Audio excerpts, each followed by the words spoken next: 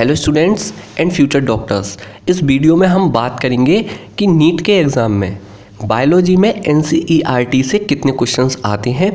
मैं नीट 2019 मतलब नीट 2019 का पेपर जिसका सेट P1 है, आप गूगल करेंगे, गूगल पे आपको मिल जाएगा LN आकाश वेदांतु वाईफाई स्टडी, आप कहीं से भी डाउनलोड कर सकते हैं। इस वीडियो को देखने के बाद आपको खुद से समझ में आएगा कि जो NTA है, नीट पेपर जो बनाती है, वो कहाँ से और कैसे क्वेश्चन फॉर्म होते हैं और आपको क्या पढ़ना चाहिए क्या नहीं पढ़ना चाहिए। आपको जरा सी भी परेशानी ना आए क्वेश्चंस को मार्क करने में। जब मैं आपको एनसीईआरटी में क्वेश्चंस दिखाऊंगा तो इसके लिए मैंने क्या किया है, जो नीट 2019 का पेपर है उसका जो सेट P1 है उसके क्वेश्चंस को मैंने चैप्टर वाइज डिवाइड कर दिया है। तो आप सबसे पहले 11th क्लास की एनसीईआरटी अपने सामने और एक हाइलाइटर रख लीजिए।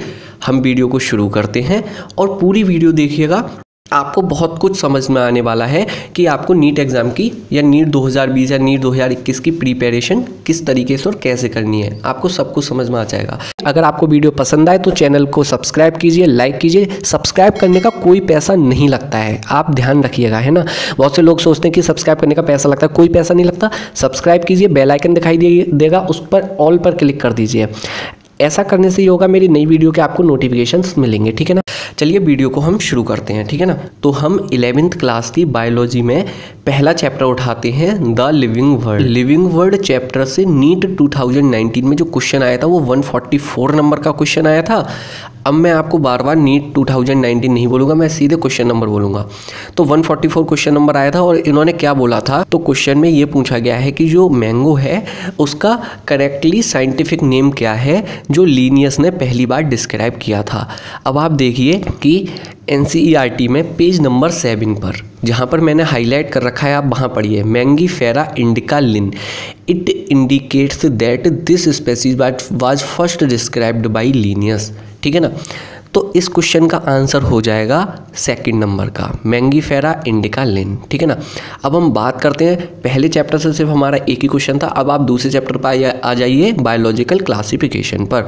अब आपके सामने ये दिख रहा है क्वेश्चन नंबर 160, ठीक है ना। आपसे मैच ऑफ द फॉलोइंग कराया गया है, सेप्रोफाइट, पैरासाइट, लाइकेन, माइकोराइजा, इनको आपको मैच करना है। इस क्वेश्चन का मैं आपको आंसर बताऊँ तो इस क्वेश्चन का आंसर है आंसर नंबर 4। तो एनसीईआरटी में पेज नंबर 22 पर ये जो मैच ऑफ द फॉलोइंग है पूरा दे रखा है कि सेप्रोफाइट कौन होते हैं, पैरासाइट, लाइकेन एंड माइकोराइजा, जो भी आपसे पूछा गया है एग्जाम क्वेश्चंस में, आप उसको वहाँ से मैच करके कर सकते हैं। इस चैप्टर से एक और क्वेश्चन आया, क्वेश्चन नंबर 159। इसमें क्या है, इनकरेक्ट पूछा है, ठीक है ना। तो इसको देखने के लिए अब सुनिए, इसका भी आंसर जो है वो 4 हो जाएगा क्योंकि ये गलत स्टेटमेंट है। और एनसीईआरटी में ये जो है पेज नंबर 22 पर ही दे रखा है, जहां ऊपर मैंने हाईलाइट कर रखा है, with the exception of yeast which are unicellular fungi are filamentous. तो इन्होंने क्या बोला है कि ईस्ट को छोड़कर, ईस्ट क्या है, यूनिसेलुलर है, और बाकी सभी फंजाई कैसी हैं, फ्लामेंटस। और इन्होंने यहाँ क्या दे रखा है, ईस्ट है फ्लामेंटस बॉडीज। तो ये ऑप्शन हो गया गलत और यही क्वेश्चन था सिर्फ, ठीक है ना। इस चैप्टर से जो अगला क्वेश्चन है वो 156 नंबर का क्वेश्चन है। इसमें भी इनकरेक्ट स्टेटमेंट पूछा है, ठीक है ना। तो इसका आंसर भी 3rd हो जाएगा क्योंकि वायरस में जो जेनेटिक मटेरियल होता है वो इन्फेक्टिव होता है, इन्फेक्शियस होता है।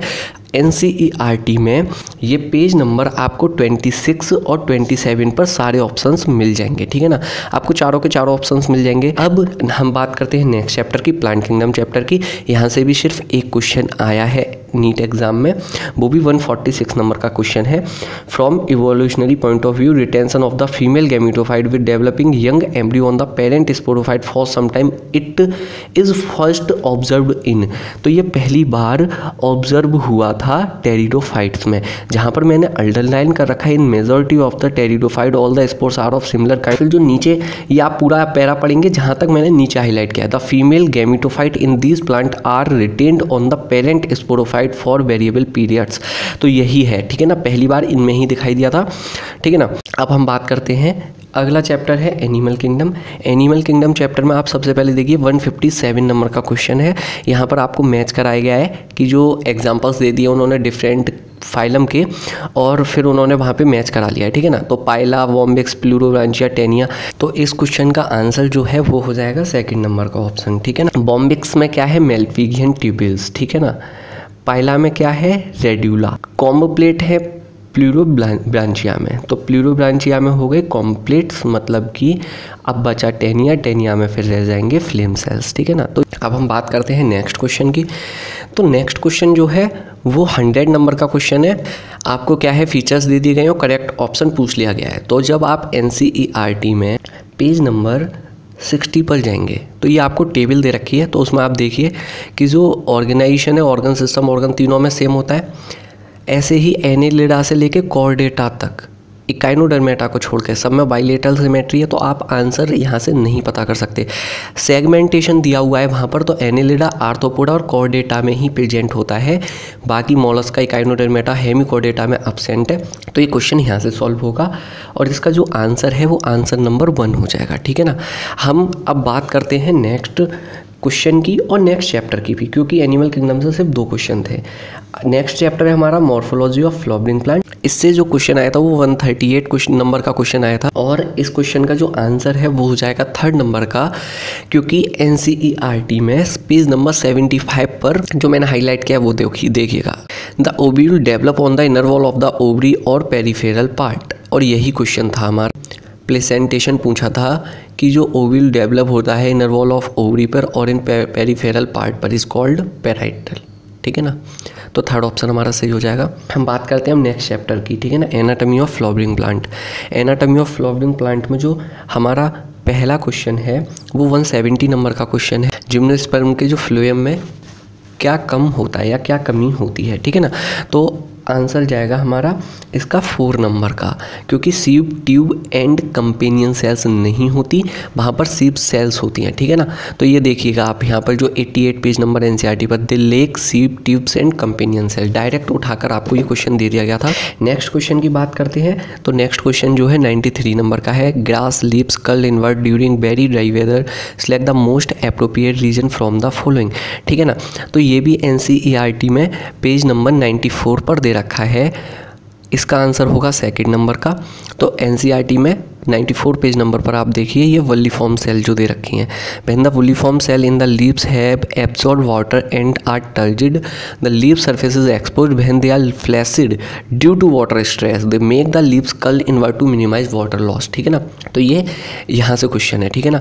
नेक्स्ट क्वेश्चन की हम बात करते हैं, तो 136 क्वेश्चन नंबर है, इसमें एनुअल रिंग के बारे में स्टेटमेंट दे रखे हैं और पूछा गया है कि कौन सा ठीक नहीं है। तो इसका जो आंसर जाएगा वो 4 नंबर का होगा, annual rings are not prominent in trees of temperate region. तो इसका जो आंसर है ना वो NCERT में पेज नंबर 96 पर दे रखा है। ये आप पूरा पैराग्राफ पढ़ेंगे तो आपको सारे के सारे ऑप्शन मिल जाएंगे, ठीक है ना। अब हम बात करते हैं नेक्स्ट क्वेश्चन की। तो ये जो क्वेश्चन है हमारा 104, ये जो आपको मिलेगा स्ट्रक्चरल ऑर्गेनाइजेशन इन एनिमल्स, मतलब कि चैप्टर नंबर 7 में, ठीक है ना। 11th क्लास की NCERT चल रही है अभी। तो क्वेश्चन नंबर 104 है, इसका आंसर जो होता है ब्रोंक्यूल्स एंड फैलोपियन ट्यूब हो जाएगा। ये जो आपको NCERT में मिलेगा पेज नंबर 101 पर, यहाँ पे ये देखिए नीचे लिखा हुआ है, their function is to move particle और mucus in a specific direction over the epithelium, they are mainly present in the inner surface of hollow organ like bronchioles and fallopian tube. आपको सेम NCERT की lines उठकर मिल रही हैं। आप पूरी video देखने के बाद आपको खुद समझ में आएगा कि क्वेश्चंस कैसे बन रहे हैं। अब देखिएगा नेक्स्ट क्वेश्चन है जो 101 नंबर का क्वेश्चन है, ये NCERT में आपको 113 पेज नंबर पर मिलेगा, ठीक है ना। आपसे जो है कि जो कॉकरोच है उसकी एलिमेंट्री कैनाल का सीक्वेंस पूछा गया है। तो देखिए आप जब इस पैराग्राफ को पढ़ेंगे तो आपको सबसे पहले फेरिंग्स, फिर ईसोफेगस, फिर क्रॉप, फिर गिजार्ड और फिर जो इलियम, कोलोन एंड रेक्टम मिलेगा, यही वहाँ पर ऑप्शन जाएगा। तो इस क्वेश्चन का जो आंसर हो जाएगा वो पहला हो जाएगा, ठीक है ना। हम बात करते हैं नेक्स्ट चैप्टर की। नेक्स्ट चैप्टर है हमारा cell, the unit of life, ठीक है ना। तो पहला ही क्वेश्चन है the concept of omnis cellula e cellula. तो ये आपको पता ही होगा कि रुडोल्फ वर्चाउ ने ये चीज़ बोली थी, तो इसका आंसर हो जाएगा पहला। NCERT में ये पेज नंबर 126 पर दे रखा है, Rudolf Virchow 1855 first explain that cell divided and new cell are formed from pre existing cell. हम नेक्स्ट क्वेश्चन की बात करते हैं। तो नेक्स्ट क्वेश्चन जो है इस चैप्टर से वो 11010 मतलब 110 नंबर का क्वेश्चन है और इसका जो आंसर हो जाएगा वो चौथा हो जाएगा, क्योंकि एनसीईआरटी में दे रखा है पेज नंबर 134 पर कि जो लाइसोसोम होते हैं वो फॉर्म्ड होते हैं by the process of packaging in the Golgi apparatus, जबकि वहाँ पर ऑप्शन में क्या दिया हुआ था, किससे फॉर्म्ड होते हैं, by the process of packaging in the endoplasmic reticulum, और एनसीईआरटी में देखा है गोल्जी एपरेटस। तो इनकरेक्ट स्टेटमेंट हमारा 4 नंबर का ही हो गया, ठीक है ना। अब हम बात करते हैं नेक्स्ट क्वेश्चन की। तो हमारा 119 क्वेश्चन नंबर है। आपसे पूछा गया कि कौन से ऑर्गेनेली में डीएनए होता है। एनसीईआरटी में पेज नंबर 135 पर दे रखा है माइटोकॉन्ड्रिया में the matrix also possesses single circular DNA molecule a few RNA molecule, ठीक है ना। तो डीएनए होता है माइटोकॉन्ड्रिया में, पेज नंबर 136 पर आप देखेंगे तो आपको क्लोरोप्लास्ट में भी मिलेगा, और वहाँ पर सारे ऑप्शन में कहीं ना किसी में माइटोकॉन्ड्रिया था, किसी में क्लोरोप्लास्ट था, ठीक है ना। थर्ड ऑप्शन सिर्फ ऐसा था जिसमें लाइसोसोम एंड वैक्यूल्स था, जिसमें ना माइटोकॉन्ड्रिया था ना क्लोरोप्लास्ट था, और आपको पता भी होगा कि वैक्यूल्स और लाइसोसोम में डीएनए नहीं होता, ठीक है ना। अब हम बात करते हैं, ये चैप्टर भी हमारा ख़त्म होता है बायोमोलिक्यूल चैप्टर से, ठीक है ना। आप एक चीज़ देखेंगे कि जो बायोमोलिक्यूल या किसी भी चैप्टर में जो टेबल्स दे रखी होती है ना, कितनी इंपॉर्टेंट है, ठीक है ना। तो 112 नंबर का आप क्वेश्चन देखिए, कौन कैनावेलिन ए इज क्या है, आंसर हो जाए लैक्टिन है। पेज नंबर 146 पर आप जाएंगे तो ये जो टेबल दे रखी है देखिए, वहाँ से क्वेश्चन उठाया इन्होंने। 161 नंबर का क्वेश्चन देखिए, ठीक है ना, इसका आंसर हो जाएगा GLUT4 GLUT4। ये भी एनसीईआरटी में आपको आंसर मिलेगा पेज नंबर 147 पर। ये भी टेबल से क्वेश्चन उठाया, आप देखिए GLUT4 enables glucose transport into cell, ठीक है ना। अगला क्वेश्चन जो है हमारा वो 114 नंबर का क्वेश्चन है। इसका जो आंसर है वो सेकंड ऑप्शन इसका सही है, मतलब पहला जो स्टेटमेंट इन्होंने दिया है वो ट्रू है, बी नंबर का फॉल्स है, ठीक है ना। ये जो आपको पेज नंबर मिलेगा एनसीईआरटी में 159 पर, आप जब यहाँ पर जो कोफैक्टर या जो एंजाइम के बारे में पूरा पढ़ेंगे और बायोमोलिक्यूल में ही आप एंजाइम को पूरा पढ़ेंगे, तब आपको इसमें से जो आपको ये ऑप्शन मिल जाएगा, लेकिन आपको जो बी वाला ऑप्शन है ना वो पूरी तरह नहीं मिलेगा। तो आपने कहीं भी पढ़ाई की होगी या एपो एंजाइम वगैरह, आपको ये जो पढ़ाए गए होंगे या तो मान लीजिए प्लांट फिजियो में या फिर बायोमोलिक्यूल में या केमिस्ट्री में, तो आपको वहाँ पर ये एपो एंजाइम क्या होता है, होलो एंजाइम क्या होता है, ये चीज़ें पढ़ाई की होंगी, ठीक है ना।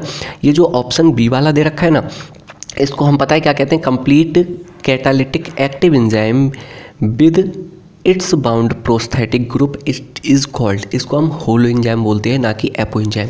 ये जो कुछ पॉइंट्स हैं, जैसे मैं आपको बता दूं, जब आप एनसीईआरटी को पढ़ेंगे और उसके बाद आप एनसीईआरटी को पढ़ने के बाद पिछले 15-20 सालों के किसी भी पीएमटी एग्ज़ाम के, चाहे वो राजस्थान पीएमटी हो, सीपीएमटी हो, AIPMT हो, XYZ AMU BHU किसी के भी पेपर हो, इवन वेटनरी तक के जो एंट्रेंस एग्जाम होते थे मथुरा वगैरह के, वो भी हो, तो आप उन सब के क्वेश्चंस को भी करिए। आपको लगे कि हाँ ये एनसीईआरटी से बाहर है, तो आप क्या करिए, उसको वहीं चैप्टर में जाके एक पॉइंट बना के लिख लीजिए।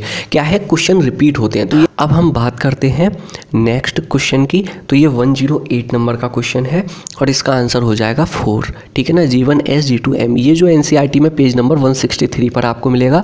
डायग्राम में आप सीक्वेंस देख सकते हैं, अदरवाइज आपको डायग्राम के नीचे भी दे रखा है G1S G2, और इसके बाद इसके ही अगले पेज नंबर पर दे रखा है G0, जिसको क्विसेंट स्टेज बोलते हैं, जहाँ से सेल साइकिल को एग्जिट कर जाता है, ठीक है ना।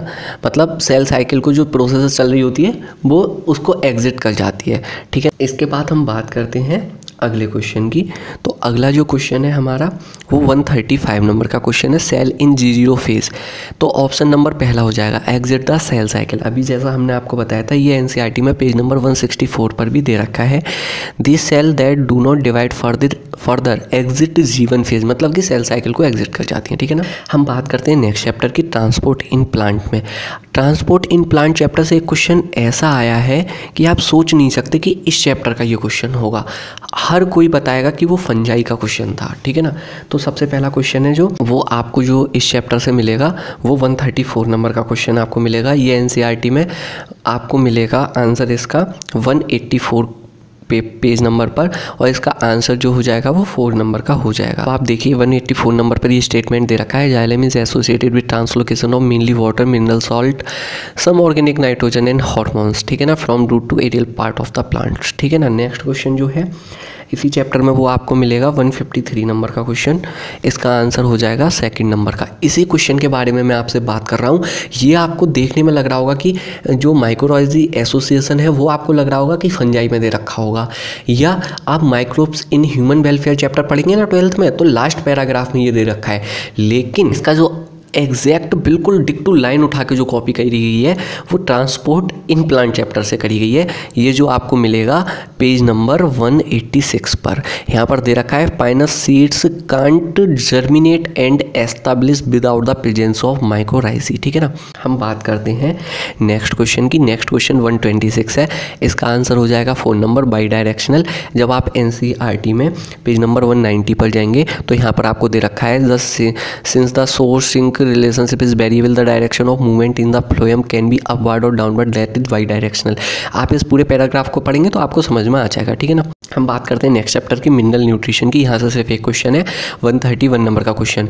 Thiobacillus is a group of bacteria helpful in carrying out, किस में कार्य डीनाइट्रिफिकेशन कराती है। ये NCERT में आपको 201 पेज नंबर पर मिल जाएगा। देखिए ये denitrification is carried out by bacteria Pseudomonas and Thiobacillus. ठीक है ना। अब हम बात करते हैं नेक्स्ट चैप्टर की, फोटोसिंथेसिस इन हायर प्लांट। यहाँ से कोई भी क्वेश्चन नहीं है। अब हम बात, इससे अगला चैप्टर है रेस्पिरेशन इन प्लांट। यहाँ से क्वेश्चंस हैं कि कन्वर्जन ग्लूकोज का ग्लूकोज 6 फॉस्फेट में जो कन्वर्जन होता है ग्लाइकोलिसिस में, वो किस एंजाइम के द्वारा होता है। तो आप पेज नंबर 229 पर आएंगे तो यहाँ पर दे रखा है, जो हाईलाइट किया है मैंने उसको आप पढ़िए, एंजाइम हेक्सोकाइनेज। तो इसका आंसर जो हो जाएगा आंसर नंबर 2। अब अगला क्वेश्चन है हमारा 133 वाला। ठीक है ना। Which of the following statement regarding mitochondria is incorrect. ठीक है। तो इस क्वेश्चन के लिए आप इसके जो करेक्ट वाले ऑप्शन हैं वो तीनों के तीनों आपको मिलेंगे जहाँ पर सेल चैप्टर में माइटोकॉन्ड्रिया दे रखा है वहाँ पर। ठीक है ना। सेल चैप्टर में माइटोकॉन्ड्रिया जो है वो 134 पेज नंबर पर दे रखा है, लेकिन जो इनकरेक्ट स्टेटमेंट है वो आपको पेज नंबर 232 और 233 पर मिलेगा। नेक्स्ट क्वेश्चन है question number 95, respiratory question value of tripalmitin. ठीक है ना। तो इसका आंसर हो जाएगा आंसर नंबर 2.7। ये NCERT में आपको मिलेगा पेज नंबर 237 पर। 0.07 आपको दे रखा है, वो सॉरी 0.07 नहीं 0.7 आपको दे रखा है ट्राइपाल्मिटिन का रेस्पिरेटरी क्वेश्चन। अब हम बात करते हैं नेक्स्ट चैप्टर की, plant growth and development chapter की। यहाँ से जो सबसे पहला क्वेश्चन है वो हमारा 167 नंबर का क्वेश्चन है। क्या है कि इन्होंने ये बोला है कि पाइनएप्पल का जो है प्लांट है वो बहुत टाइम ले रहा है फ्लावर प्रोड्यूस करने में, तो हम कौन से हार्मोन का कॉम्बिनेशन, मतलब कौन से हार्मोन मिलाकर लगाएंगे जिससे कि फ्लावरिंग जल्दी हो जाए पाइनएप्पल पर, जिससे कि पाइनएप्पल जल्दी जब फ्लावर जल्दी बनेगा तो भाई फ्रूट जल्दी आएगा, पाइनएप्पल जल्दी आएगा, जिससे कि ईल्ड मतलब जो इनके जो पाइनएप्पल फल है वो ज़्यादा से ज़्यादा मिलने लग जाए। ठीक है ना। तो इसका आंसर हो जाएगा पहला 167 का। ठीक है ना। Auxin and ethylene. अब आप NCERT में जाएंगे पेज नंबर 248 पर, तो यहाँ देखिए auxin promote flowering example in pineapple. ठीक है ना। ऐसे ही आप जब जाएंगे पेज नंबर 250 पर तो आपको एथाइलिन में मिलेगा। Ethylene is used to initiate flowering and for synchronizing fruit set in pineapples. ठीक है ना। अब हम बात करते हैं नेक्स्ट क्वेश्चन की 143। इसका आंसर हो जाएगा 4 नंबर का। ठीक है ना। जब आप NCERT में पेज नंबर 252 पर जाएंगे तो वहाँ पे आप देखेंगे the site of perception of light dark duration are the leaves. ठीक है। तो इसका आंसर हो जाएगा लिप्स। अब हम बात करते हैं नेक्स्ट चैप्टर की, डाइजेशन एंड एब्जॉर्प्शन की। तो इसमें सबसे पहले आपको मैच ऑफ द फॉलोइंग करवाया गया है।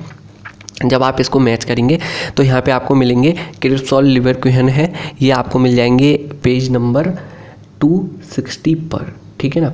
तो आपको पेज नंबर 260 पर मिल जाएगा। ये क्रिप्सोल लिवरक्विन का है in between the basis of villi in the intestine. तो वहाँ ऑप्शन हो जाएगा स्मॉल इंटेस्टाइन। तो इसका आंसर जो हो जाएगा वो 3rd नंबर का हो जाएगा। ठीक है ना। अब आप अगला ऑप्शन जो है लिवर में है, देखिए liver is lobule covered by a thin connective tissue she is called the Glisson's capsule. वहाँ पे ऑप्शन था ग्लिसन्स कैप्सूल, तो लिवर हो जाएगा। ठीक है ना। ऐसे ही करके ये जो है आपका मिलेगा 262 पेज नंबर पर। ठीक है ना। अगला है some mucosal glands Brunner's gland also help in this. तो ये यहाँ पे इंटेस्टाइन की बात चल रही है। इंटेस्टाइन में भी इन्होंने स्पेसिफिक दे रखा है म्यूकोस, उसकी डियोडिनम की बात चल रही है, तो इन्होंने जो ब्रूनस ग्लैंड है वो डियोडिनम हो जाएगा। अब लास्ट बचा आइसलेट ऑफ लैंगरहैंस।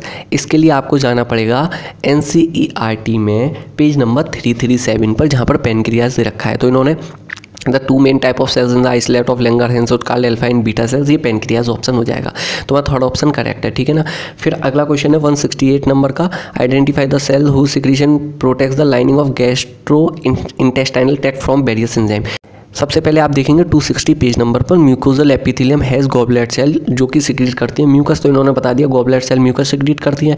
फिर 262 पेज नंबर पर इन्होंने लिख दिया the mucus and bicarbonate present in the gastric juices, तो इन्होंने म्यूकस की बात करी, इसका मतलब इनडायरेक्टली इन्होंने बात करी गॉबलेट सेल की कि play an important role in lubrication and protection of the mucosal epithelium from excoriation by the highly concentrated HCl। अब हम बात करते हैं नेक्स्ट चैप्टर की, breathing and exchange of gases. तो सबसे पहला क्वेश्चन है हमारा 120, इसका आंसर हो जाएगा सेकंड नंबर का ऑप्शन। ये आप NCERT में जाएंगे 275 पेज पर तो आपको दिख जाएगा कि breathing due to inflammation of bronchi and bronchioles, और यही वहाँ पर ऑप्शन ठीक है हमारा।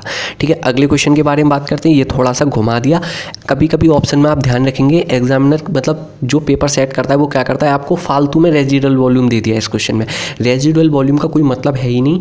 141 जो क्वेश्चन नंबर इसका आंसर पहला हो जाएगा कि जब आप NCERT में 272 पेज नंबर पर जाएंगे तो एक्सपीरेटरी कैपेसिटी जो होती है टाइडल वॉल्यूम और एक्सपीरेटरी रिजर्व वॉल्यूम को जोड़ के होती है, तो वहाँ पे उन्होंने टाइडल वॉल्यूम दे रखा था 500 ml और 1000 ml दे रखा था एक्सपीरेटरी रिजर्व वॉल्यूम। दोनों को आप मिलाएंगे तो एक्सपीरेटरी कैपेसिटी आपकी हो जाएगी 1500 ml, और जबकि वहाँ पर ध्यान रखना रेजिडुअल वॉल्यूम का कोई रोल नहीं है, ठीक है ना। ऐसे ही जब मैंने आपको टाइडल वॉल्यूम वगैरह को लर्न करने की शॉर्ट ट्रिक बताई है, बहुत ईजिली आपको याद हो जाएंगे। तेरी वाइफ सिर्फ 2 वर्ड याद करनी है आपको हो जाएंगे, तो वहाँ मैंने इसी टाइप का एक क्वेश्चन दिया हुआ था और वहाँ भी रेजिडुअल वॉल्यूम का कोई मतलब नहीं था, ठीक है ना।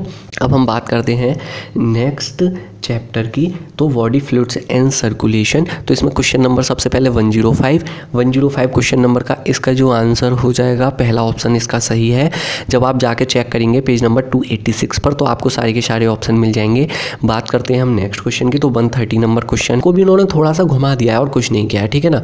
घुमा भी कुछ नहीं दिया, इन्होंने थोड़ा सा आपका दिमाग यूज़ करवा लिया। जब आप पेज नंबर जाएंगे NCERT में 285 पर तो आपको वहाँ पर दिखेगा कार्डियक साइकिल में जब वेंट्रिकल से ब्लड जो पंप होता है वो 70 ml होता है, इसको हम बोलते हैं स्ट्रोक वॉल्यूम। और इन्होंने बोला है कार्डियक आउटपुट क्या है, स्ट्रोक वॉल्यूम को इनटू हार्ट रेट से मल्टीप्लाई करें।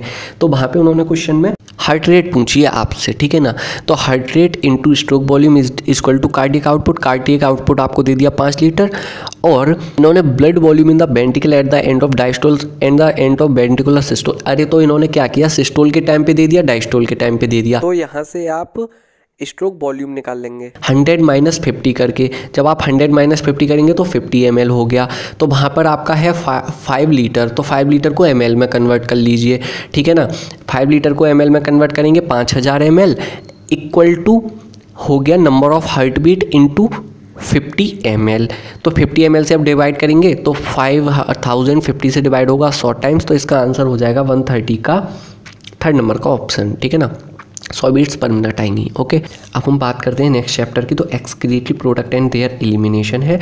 तो इसमें हो जाएगा हमारा सबसे पहले 132 है, तो 132 का आंसर नंबर हो जाएगा सेकंड, ठीक है। जब आप NCERT में 296 पेज नंबर पर या 297 पर जाकर देखेंगे तो आपको एग्जैक्ट वहाँ पर ये पूरा दे रखा है, ठीक है ना, कि जो कंसनट्रेटेड यूरिन होती है वो किस फैक्टर की वजह से। तो यहाँ पे जो इन्होंने डायरेक्ट दे रखा है the proximity between the Henle loop and the vasa recta as well as the counter current help in maintaining and increasing osmolarity toward the inner medullary interstitium that is 300 milli osmol in the cortex to 300 milli osmol से कितना हो जाता है 1200 मिली osmole तक, ठीक है ना, inner medulla में इन किडनी। तो ऑप्शन नंबर हमारा जो है वो सेकंड सही हो जाएगा। आप जब इसको पूरा पढ़ेंगे आपको आंसर मिल जाएगा। अब हम बात करते हैं नेक्स्ट क्वेश्चन की, तो ये 163 नंबर का क्वेश्चन है, हीमोडायलिसिस के ऊपर है। NCERT में पेज नंबर 298 और 299 पर जाकर पढ़ लीजिएगा, पूरा हीमोडायलिसिस दे रखा है, ये आप वहाँ से पूरा पढ़ लीजिए, आपको समझ में आ जाएगा। अब बात करते हैं नेक्स्ट चैप्टर की, लोकोमोशन एंड मूवमेंट की। यहाँ पे जो क्वेश्चन नंबर 180 दे रखा है, जब आप NCERT में जाएंगे तो आपको ये पूरा जो मैंने हाईलाइट करा ये आप पूरा पढ़ेंगे तो आपको ये आंसर समझ में आ जाएगा। इसका आंसर जाएगा 4 नंबर का हम बात करते हैं नेक्स्ट क्वेश्चन की। तो नेक्स्ट क्वेश्चन है 103 नंबर का। इसमें मस्कुलर डिस्ट्रॉफी का आंसर हो जाएगा। 103 का आंसर नंबर 2 होगा। एनसीईआरटी में जब आप जाएंगे पेज नंबर 312 पर, तो आपको मस्कुलर डिस्ट्रॉफी में मिलेगा कि ये जेनेटिक डिसऑर्डर होता है मोस्टली केसेस में। अब हम बात करते हैं अगले चैप्टर की, न्यूरल कंट्रोल एंड कोऑर्डिनेशन की। 99 क्वेश्चन है, which part of the brain is responsible for thermo regulation. तो इसका आंसर हो जाएगा हाइपोथैलेमस। और जब आप एनसीईआरटी में 321 पेज नंबर पर जाएंगे तो आपको यहाँ पर ये दिखेगा भी, the hypothalamus contains number of centres which control body temperature. तो थर्मो रेगुलेशन बॉडी टेम्परेचर को कंट्रोल करने के लिए बोलते हैं। अब हम नेक्स्ट चैप्टर की बात करते हैं, chemical coordination and integration, hormone वाले चैप्टर की। तो क्वेश्चन नंबर 179 को आप देखिएगा, तो यहाँ पे मैच कराया है। तो इसके लिए आपको 4 जगह ऑप्शन जाना पड़ेगा। तो इसके ऑप्शन में सबसे पहले आपको इंसुलिन जो है वो 338 पेज नंबर पर इंसुलिन का ऑप्शन मिल जाएगा। दूसरा ऑप्शन थायरोक्सिन वाला आपको 334 पेज नंबर पर मिल जाएगा। 336 पेज नंबर पर आपको इसका जो ऑप्शन है कॉर्टिकॉइड्स वाला वो मिल जाएगा। जो एडिनल कॉर्टेक्स के हार्मोन्स या जो सिक्रीशंस होते हैं उनको हम कॉर्टिकॉइड्स बोलते हैं। ये 337 पेज नंबर पर दे रखा है। लास्ट ऑप्शन है ग्रोथ हार्मोन वाला, ये आपको 333 पेज नंबर पर मिल जाएगा। इससे एक्रोमेगेली होती है, ठीक है ना। नेक्स्ट क्वेश्चन है 109 नंबर का क्वेश्चन। ये जो क्वेश्चन है इन्होंने डायग्राम से दिया है, या फिर आप 340 पेज नंबर पर जाकर पढ़ सकते हैं, या फिर 341 पर आप ये डायग्राम देख लीजिए, हार्मोन रिसेप्टर कॉम्प्लेक्स बनता है। और इन्होंने यही वहाँ पर पूछा है कि 109 क्वेश्चन में आंसर नंबर 2 हो जाएगा। और इन्होंने जो बोला है binding to DNA and forming a gene hormone complex, इन्होंने ये बोला है कि जो स्टीरॉयड हार्मोन है वो सेलुलर एक्टिविटी को कैसे इन्फ्लुएंस करते हैं।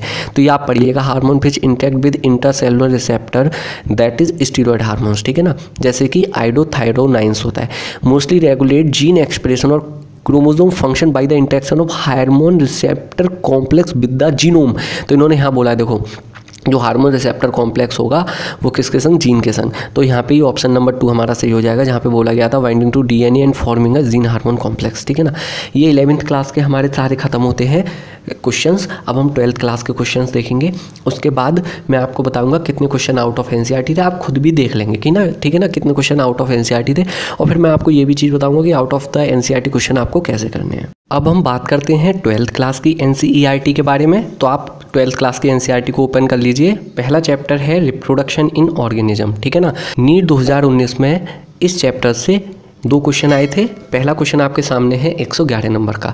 इसमें आपको इनकरेक्ट स्टेटमेंट बताना है, तो आंसर हो जाएगा 4, क्योंकि ओव्यूल जो होता है वो डेवलप होता है सीड में। ये एनसीईआरटी के 16 पेज नंबर पर लिखा हुआ है, मैंने हाईलाइट कर रखा है, आप देख सकते हैं। नेक्स्ट क्वेश्चन है 127 नंबर का। इसमें आपको बताना है कि जो फीमेल गैमीट डेवलप होता है एम्ब्रियो में विदाउट फर्टिलाइजेशन, की फर्टिलाइजेशन नहीं हुआ और फीमेल गैमीट जो है एम्ब्रियो में चेंज हो गया, इस फिनोमेना को कहते हैं पार्थिनोजेनेसिस। इसका भी आंसर नंबर 4 है। ये एनसीईआरटी में पेज नंबर आपको 14 पर मिल जाएगा। ये जो है हाईलाइट है, आप देख सकते हैं।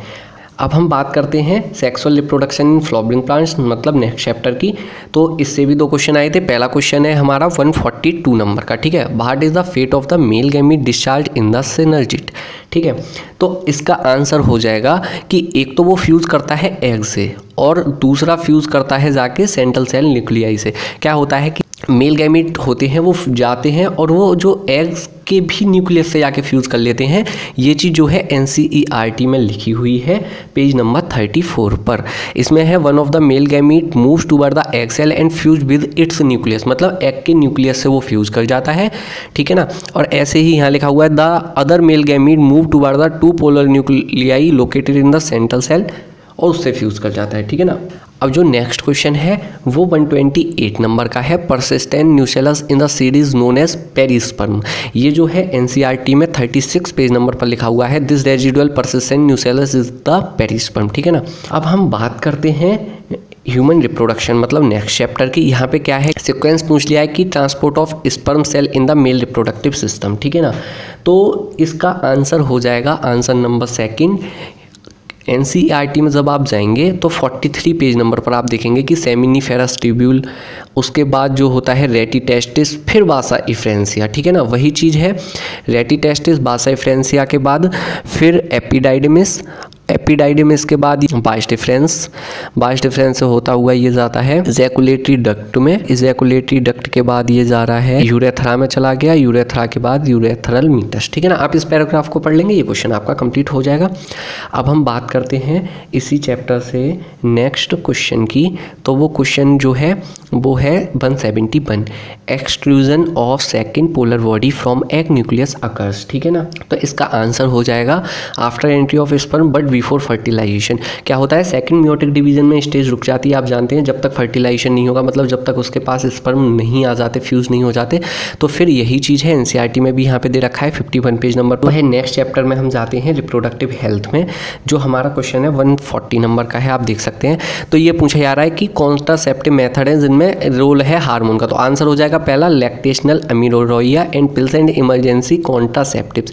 लैक्टेशनल अमीनोरोइया ही बोलते हैं कि जैसे क्या होता है, बेबी के बर्थ होने के बाद मेंस्ट्रुअल फ्लो जो होता है रुक जाता है, ऑक्सीटोसिन का लेवल बहुत ज़्यादा होता है, तो एक तरीके से जो हम कह देते हैं कि मेंस्ट्रुएशन ही नहीं हो रहा है, तो मतलब हार्मोन का ही रोल है, क्योंकि ऑक्सीडेशन बहुत ज़्यादा बॉडी में सिक्रीट होता है उस टाइम। 61 के बारे में बात करेंगे तो 61 पेज नंबर पर आप देख रहे हैं पिल्स के बारे में वहाँ पर दे रखा है। इमरजेंसी पिल्स आपने सुना ही होगा, अनवांटेड 72, तो उसमें क्या रहता है, ईस्ट्रोजन प्रोजेस्टेरोन का जो होता है कॉम्बिनेशन वगैरह होता है, तो ये भी सब हार्मोनल है ना। तो फिर हम चलते हैं अब नेक्स्ट क्वेश्चन पे इस चैप्टर से। तो वो क्वेश्चन है select the hormone releasing intra uterine devices. तो आंसर हो जाएगा तीसरा। ठीक है ना, जो होता है प्रोजेस्टेरोन एंड LNG-20। ये बहुत इंपॉर्टेंट पॉइंट्स हैं इस चैप्टर में, 60 पेज नंबर पर जो दे रखे हैं यहाँ से। ये जो पैराग्राफ है लास्ट वाला बहुत इंपॉर्टेंट है। यहाँ पे इन्होंने दे रखा है hormone releasing IUDs, progesterone and LNG-20, direct question दे दिया। हम बात करते हैं नेक्स्ट क्वेश्चन की।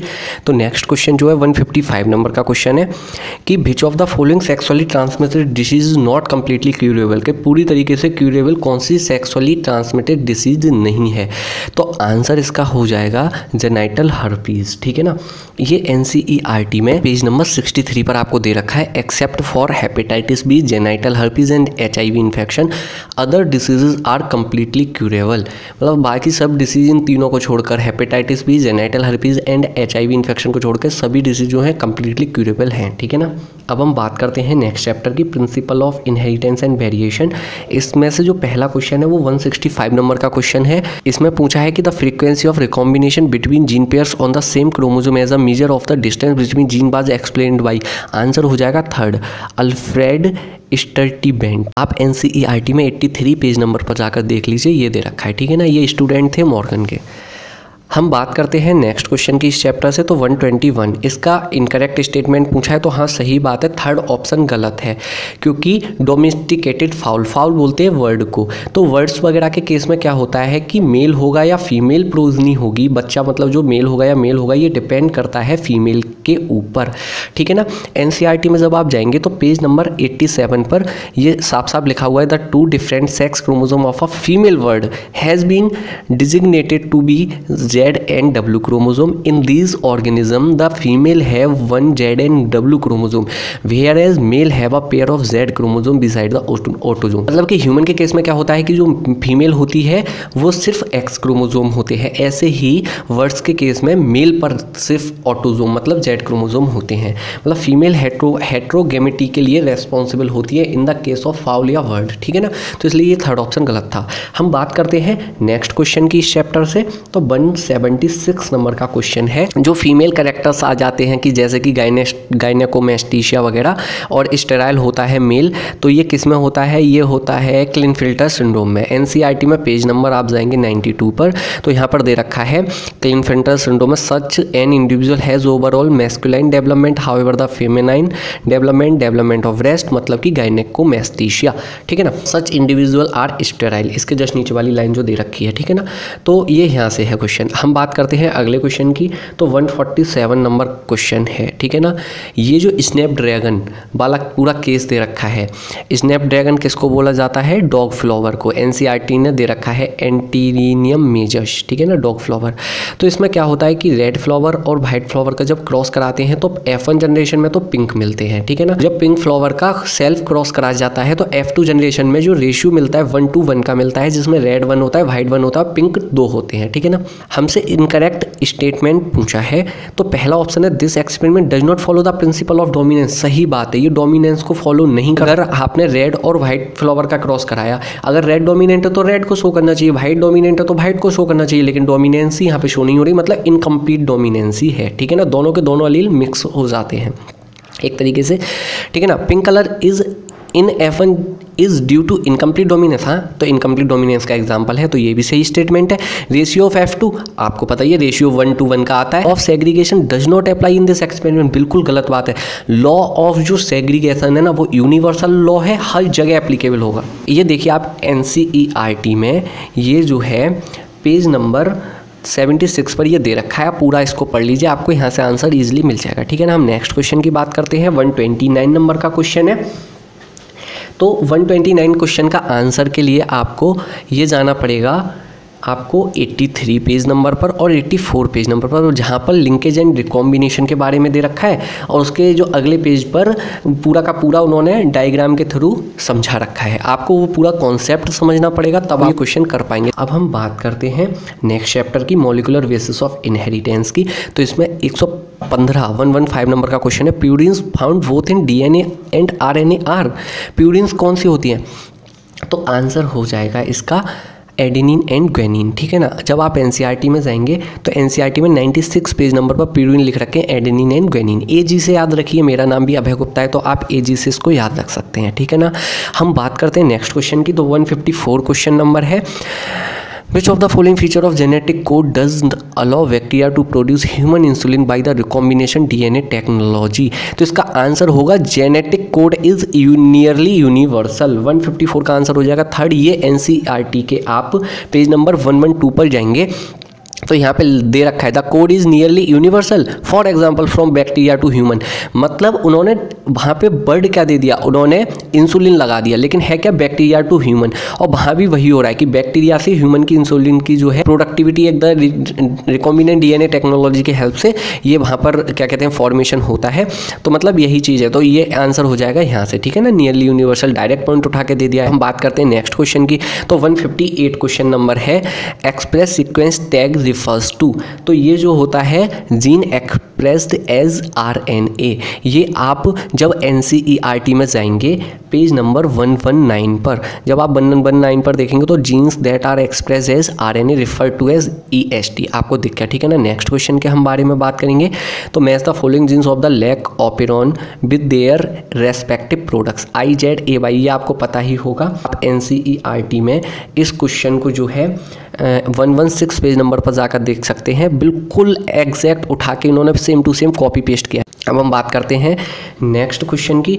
तो नेक्स्ट क्वेश्चन है 172। ये क्वेश्चन जो है कॉन्सेप्चुअल क्वेश्चन है, आप ऐसे इसको नहीं कर पाएंगे। 172 क्वेश्चन करने के लिए आपको थोड़ा सा कॉन्सेप्ट पता होना चाहिए। आपको सॉल्यूशन दिखा देता हूं, लेकिन इसके लिए आपको ये पूरा कॉन्सेप्ट पता होना चाहिए।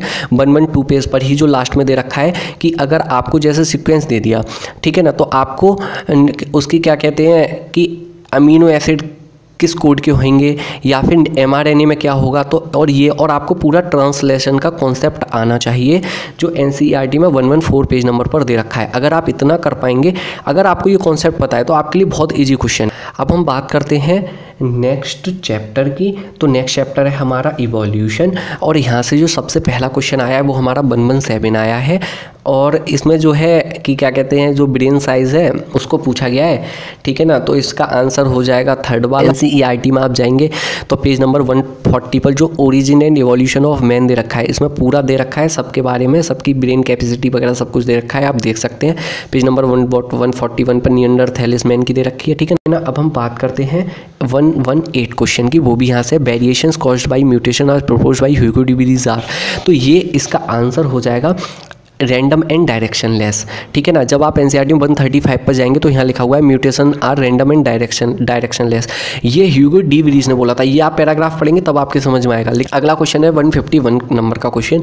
ये क्वेश्चन जो है कॉन्सेप्चुअल तो नहीं, इसको आप फॉर्मूला बेस्ड क्वेश्चन कह सकते हैं। ये हार्डी वेनबर्ग प्रिंसिपल जो है NCERT में पेज नंबर 137 पर, NCERT में पेज नंबर 137 पर जो हार्डी वेनबर्ग प्रिंसिपल का ये जो दे रखे हैं फॉर्मूलाज कि p² + 2pq + q² = 1 होता है ऐसे है ना।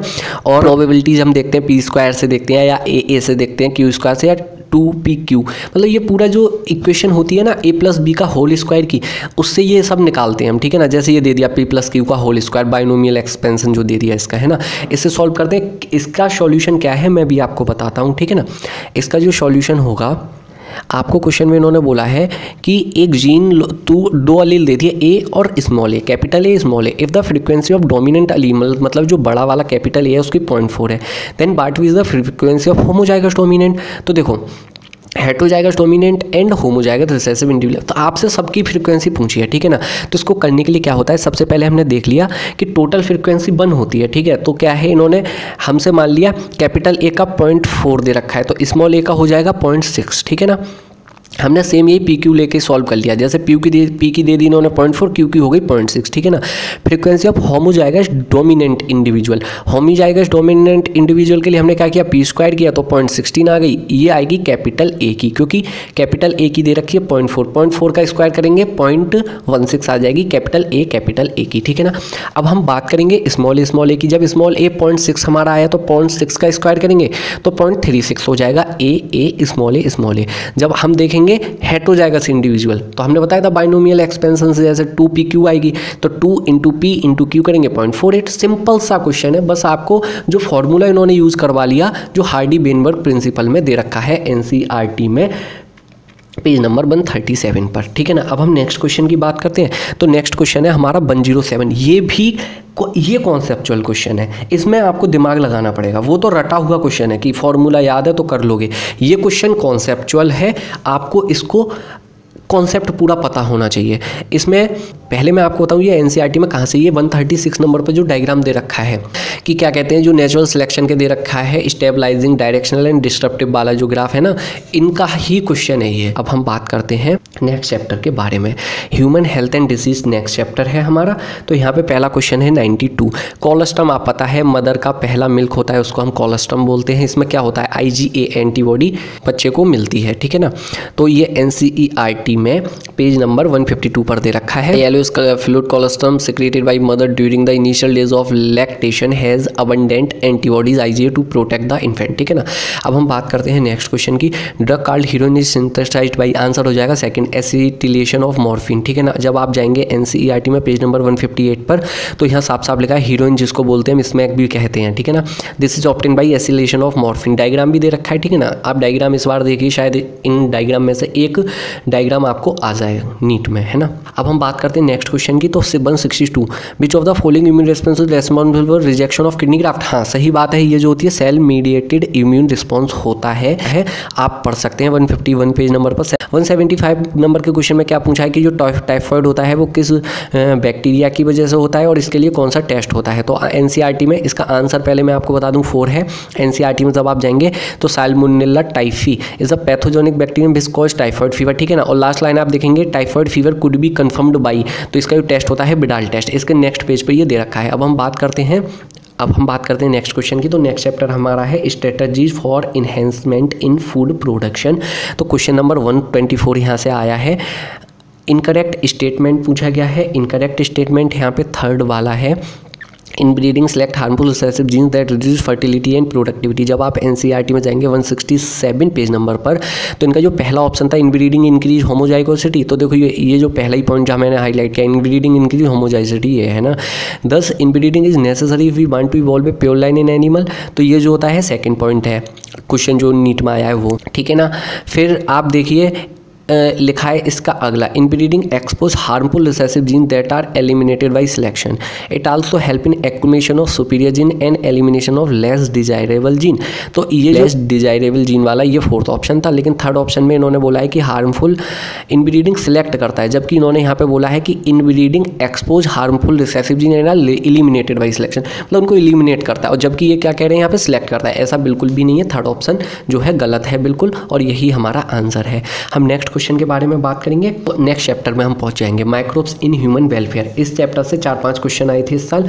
सबसे पहले question number 96, which of the following is a commercial blood cholesterol lowering agent. Statin direct line दे रखी है, आप एनसीईआरटी में पेज नंबर पहुंच जाइए, क्या कहते हैं 183 पर। जब आप 183 पर पहुंच जाएंगे तो साफ साफ लिखा है, statin produced by the yeast Monascus purpureus has been commercialised as blood cholesterol lowering agents. ठीक है ना। अब हम नेक्स्ट क्वेश्चन के बारे में बात करते हैं। तो यहाँ बायो कंट्रोल आपसे एजेंट पूछे गए हैं और इसका आंसर जो है वो हो जाएगा सेकंड वाला, Trichoderma baculovirus and BT Bacillus thuringiensis. आप एनसीईआरटी में इस पेज पर आप देखिए कि जो क्या कहते हैं बायो कंट्रोल एजेंट हैं। आपको पहले बैक्टीरिया बैसिलस थुरिंजिएंसिस दिया हुआ है, देखिए जहाँ मैंने सबसे ऊपर हाईलाइट किया है। ठीक है ना।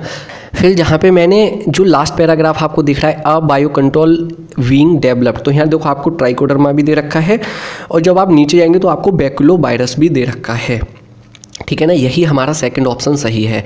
जब हम नेक्स्ट क्वेश्चन के बारे में बात करेंगे 125 क्वेश्चन नंबर पे आप पहुंचेंगे। ठीक है ना। 125 क्वेश्चन जो है आपको ये मैच ऑफ द फॉलोइंग है, तो Lactobacillus, Saccharomyces, cerevisiae, Aspergillus niger, Acetobacter aceti. तो जब आप देखेंगे यहाँ पर तो पेज नंबर आपको 181 पर लैक्टोबैसिलस के बारे में मिलेगा कि कर्ड मेकिंग में आता है। उसके बाद आपको 182 पर मिलेगा और 182 पर आपको जो मिलेगा आप देखिए कि जो सैक्रोमाइसिस सेरिविसाई है ब्रेड मेकिंग में। ठीक है ना। थर्ड आपको जब आप देखेंगे एस्परजिलस नाइगर, इसका नेक्स्ट पेज है, इस पर आप देखेंगे तो ये सिट्रिक एसिड के लिए और Acetobacter aceti bacterium acetic acid के लिए। तो ये चारों आपके मैच ऑफ द फॉलोइंग हो जाएंगे। अब हम बात करते हैं नेक्स्ट क्वेश्चन की 169, विच of the following can be used A bio control agent in the treatment of plant disease. तो इसका आंसर हो जाएगा ट्राइकोडर्मा। ठीक है ना। जब आप फिर से 187 पेज नंबर पर जाएंगे तो यहाँ पर दे रखा है Trichoderma a biological control being developed for use in the treatment of plant disease the fungus Trichoderma. ठीक है ना। Trichoderma species are free living fungi that are very common in the root ecosystem, they are effective bio control agent of several plants pathogen. ठीक है ना। तो इसका answer ये हो जाएगा। अब हम बात करते हैं नेक्स्ट क्वेश्चन की। तो question number 174, what triggers activation of protoxin to active BT toxin of Bacillus thuringiensis in bollworm. तो इसका आंसर हो जाएगा एल्कलाइन पीएच ऑफ गट। ये भी आपको 187 क्वेश्चन नंबर पर मिलेगा, जहां बीच में मैंने हाईलाइट कर रखा है, in the gut of the larvae the toxin is released and the larvae get killed. ये आप पैराग्राफ पढ़ेंगे आपको ये पूरे के पूरे क्वेश्चन सब मिल जाएंगे। अब हम बात करते हैं नेक्स्ट चैप्टर की, बायोटेक्नोलॉजी की। Biotechnology principle and processes. तो पहला क्वेश्चन है 113 नंबर का, which one of the following equipment is essentially required for growing microbes on a large scale for industrial production of enzyme. तो इसका आंसर हो जाएगा लास्ट वाला 4 है बायोरिएक्टर। ठीक है ना। तो ये एनसीईआरटी में जब आप जाएंगे पेज नंबर 204 पर तो यहाँ पर दे रखा है, आप देख सकते हैं। ठीक है ना। नेक्स्ट क्वेश्चन के बारे में हम बात करेंगे। तो नेक्स्ट क्वेश्चन है हमारा 122। ठीक है। DNA precipitation of out of a mixture of biomolecule can be achieved by treatment with. अरे सिंपल सा क्वेश्चन है, आंसर हो जाएगा 2। इसका आंसर हो जाएगा चिल्ड इथेनॉल। जब एनसीईआरटी में आप 201 पेज पर जाएंगे ये लाइन दे रखी है, DNA ultimately precipitate out after the addition of chilled ethanol. ठीक है ना। अब हम जाते हैं नेक्स्ट क्वेश्चन 145 पर। ठीक है ना। यहाँ पर इनकरेक्ट स्टेटमेंट हमसे पूछा है, आपको सारे के सारे स्टेटमेंट 196 पेज नंबर पर यहाँ पर मिल जाएंगे। ठीक है ना। जितने भी स्टेटमेंट हैं ये आपको 196 पेज नंबर पर मिल जाएंगे, लेकिन यहाँ पर जो इनकरेक्ट वाला है वो आप देखिए। यहाँ जो सेकंड लाइन है जहाँ मैंने हाईलाइट किया है, it will bind to the DNA cut each of 2 strand of the double helix. दोनों स्ट्रैंड को ये कट करता है, लेकिन यहाँ पे जो ऑप्शन नंबर आप सेकंड देखिए वो क्या कह रहा है, the enzyme bind DNA at specific and cut only one of the 2 strand. नहीं, दोनों स्ट्रैंड कट करता है, इसलिए इसका आंसर हो जाएगा सेकंड। ठीक है ना। बाकी ऑप्शन भी आप इस जगह पे चेक कर सकते हैं, सब दे रखे हैं। अब हम बात करते हैं नेक्स्ट क्वेश्चन की। तो 152 क्वेश्चन जो है नेक्स्ट चैप्टर से है, बायोटेक्नोलॉजी एंड इट्स एप्लीकेशन से। ये आप देखिए एनसीईआरटी में 208 पेज नंबर पर, जहाँ मैंने जो किया है, enhance nutritional value of food, example golden rice that is vitamin A enriched rice. ठीक है ना। अब हम बात करते हैं नेक्स्ट चैप्टर की, ऑर्गेनिज्म एंड पॉपुलेशन। यहाँ से कोई भी क्वेश्चन नहीं है। नेक्स्ट चैप्टर है इकोसिस्टम। यहाँ क्वेश्चन नंबर 137 है, विच of the following ecological pyramid is generally inverted. अरे तो इसमें डायरेक्ट दे रखा है एनसीईआरटी में, पिरामिड ऑफ बायोमास इन अ सी। ठीक है। आप जब पेज नंबर 249 पर जाएंगे तो ये लाइन दे रखी है। ठीक है ना। ये हो गया। हम बात करते हैं नेक्स्ट क्वेश्चन की। तो क्वेश्चन नंबर 91 जो है अगले चैप्टर से, बायोडाइवर्सिटी एंड कंजर्वेशन से। यहाँ से 2 क्वेश्चन आए थे। पहला 91, the earth summit held in Rio de Janeiro in 1992 was called. ठीक है ना। तो इसका आंसर हो जाएगा for conservation of biodiversity and sustainable utilization of its benefit. ये आपको एनसीईआरटी में 267 पेज नंबर पर मिलेगा, आप यहाँ पर जाकर देख सकते हैं। हम बात करें नेक्स्ट चैप्टर की, नेक्स्ट क्वेश्चन की, तो 98 क्वेश्चन है। ये 264 पेज नंबर पर इसका आंसर दे रखा है, हैबिटाट लॉस एंड फ्रेगमेंटेशन। ठीक है, ड्राइवन टू एक्सटेंशन, तो आप देखिए this is the most important cause driving animals and plant to extension, direct दे दिया उठा के। ठीक है ना, अब हम नेक्स्ट चैप्टर की बात करते हैं। यहाँ से भी 4-5 क्वेश्चन आए हैं इन्वायरमेंटल इशू से। ठीक है ना, तो हम बात करते हैं 102 क्वेश्चन की। तो विच of the following pairs of gases mainly responsible for green house effect, तो आंसर हो जाएगा हमारा कार्बन डाइऑक्साइड एंड मीथेन। ठीक है ना, एनसीईआरटी में ये जो डायग्राम दे रखा है 281 पेज नंबर पर, यहाँ आप देख लीजिए किसका कंपोजिशन ज़्यादा है, कार्बन डाइऑक्साइड का और मीथेन का। 60 और 20 80% तो यही दोनों रखते हैं बेटेज। ठीक है ना, इसमें आप देखिए carbon dioxide and methane highlight भी कर रखा है मैंने। नेक्स्ट क्वेश्चन के बारे में बात करते हैं, in situ conservation of biodiversity में से कौन सा नहीं है एग्जाम्पल, तो आप देख लीजिए पेज नंबर 267 पर जाकर XC2 में जूलॉजिकल पार्क, बॉटनिकल गार्डन आते हैं। जब बॉटनिकल गार्डन XC2 में दे रखा है तो INC2 में हो नहीं सकता, तो इसका आंसर हो जाएगा थर्ड वाला। ठीक है ना, नेक्स्ट क्वेश्चन के बारे में हम बात करें, which of the following protocol did aim for the reducing emission of CFC into the atmosphere, तो इसका आंसर होगा मॉन्ट्रियल प्रोटोकॉल। ये जब आप एनसीईआरटी में जाएंगे पेज नंबर 283 पर, तो यहाँ पर दे रखा है, आप देख लीजिए। ठीक है ना, मॉन्ट्रियल प्रोटोकॉल, और जो मैंने हाईलाइट किया for reducing the emission of CFC and other ozone depleting chemicals. ठीक है ना, नेक्स्ट क्वेश्चन के बारे में बात करेंगे, polyblend of fine powder of recycle modified plastic है prove to be good material for, तो आंसर इसका हो जाएगा कंस्ट्रक्शन ऑफ रोड। ठीक है ना, थर्ड आंसर इसका सही है। आप एनसीईआरटी में 279 पेज नंबर पर जाकर देख सकते हैं, polyblend of fine powder of recycle modified plastic. ये स्टोरी है, इस साल मुझे लग रहा है नीट में ये क्वेश्चन आ सकता है इसका, कि ये जो रोड बनाने का काम या जो प्लास्टिक खरीदना वगैरह ये सब किसने किया था, अहमद खान ने किया था। ठीक है ना, और ये इन्होंने ही रोड बिछाई थी, ये यहीं से आंसर है। अब हम नेक्स्ट क्वेश्चन के बारे में बात करते हैं, हमारा ये लास्ट क्वेश्चन है, इसके बाद हमारे सारे क्वेश्चंस खत्म हो जाएंगे जो एनसीईआरटी से में थे। ठीक है ना, which of this following method is the most suitable for disposal of nuclear waste, तो आंसर हो जाएगा इसका bury the waste within rocks deep below the earth surface, answer हो जाएगा 178 का 4। जब आप एनसीईआरटी में जाएंगे तो एनसीईआरटी में पेज नंबर 280 पर ये दे रखा है, It has been recommended that storage of nuclear waste after sufficient pre-treatment should be done in suitably sealed containers buried within the rocks। देखो यहाँ दे रखा है buried within the rocks about 5 meter deep below the earth surface। ठीक है ना, तो ये सारे क्वेश्चंस हमारे खत्म होते हैं एनसीईआरटी से। आप देख सकते हैं सिर्फ और सिर्फ आपके अब 2 क्वेश्चन एनसीईआरटी से बाहर हैं। ये जो 2 क्वेश्चन है, एक 164 नंबर का, एक 94 नंबर का। तो 164 नंबर का क्वेश्चन आप देखिए, which of the following statement is correct, तो इसका आंसर हो जाएगा 4th वाला, cornea consist of dense matrix of collagen and is the most sensitive portion the eye. ठीक, बात करते हैं हम next question 94, the shorter and longer arm of a submetacentric chromosome are referred to as. ठीक है ना, answer हो जाएगा P एंड Q आर्म। ठीक है ना, अब देखो मैं आपको बताऊं, शॉर्टर आर्म को यहाँ पे बोलते हैं हम P और लॉन्गर आर्म को बोलते हैं Q। अब मैं आपको एक बात बताऊं, ये जो दोनों के दोनों क्वेश्चन है ना, आप बैक ईयर के क्वेश्चन करिए लगभग पिछले 20-25 सालों के, तो आपको कहीं ना कहीं मिल जाएंगे।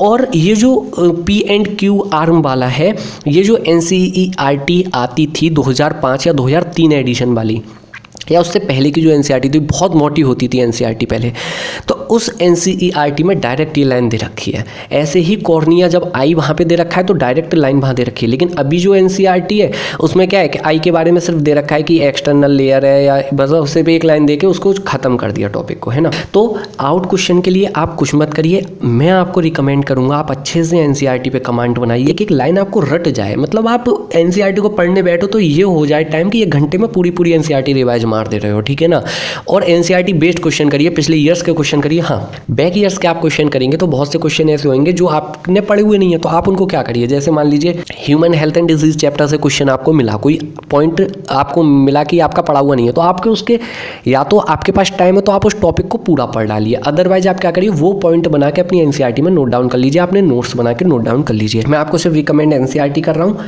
बाकी क्वेश्चन जितने ज़्यादा से ज़्यादा लगा सकते हैं उतने ज़्यादा से ज़्यादा लगाइए। आपको मैंने प्रूफ दिखा दिया बिल्कुल बाकायदा विद क्वेश्चंस की, 88 क्वेश्चन एनसीईआरटी से आए हुए हैं नीट 2019 में।